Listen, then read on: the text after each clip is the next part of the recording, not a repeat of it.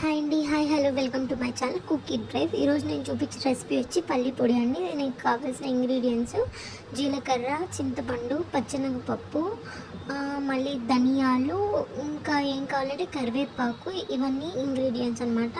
So ఈ full మనకి శనగకాయ పప్పులు ఎంత కావాలి ఇవన్నీ నేను పర్ఫెక్ట్ కొలతతో, పచ్చిమిరపకాయలు ఎన్ని, ఎండుమిరపకాయలు ఎన్ని, అన్ని కొలతతో నేను మీకు ఆ లాంగ్ వీడియో చేస్తున్నా అండి. మీకు ఒకవేళ ఇంట్రెస్ట్ ఉంటే లాంగ్ వీడియో చూడండి.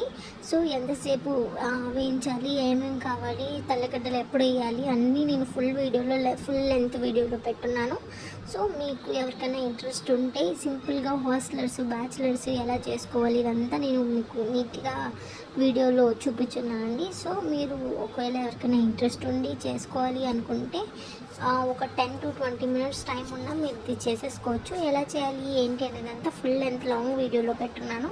మీకు ఎవరికైనా ఇంట్రెస్ట్ ఉంటే వెళ్ళి ఖచ్చితంగా లాంగ్ వీడియో అనేది చూడాలన్నమాట. సో ప్రాసెస్ అంతా స్టెప్ బై స్టెప్ మీరు కొలతతో చెప్పున్నానండి.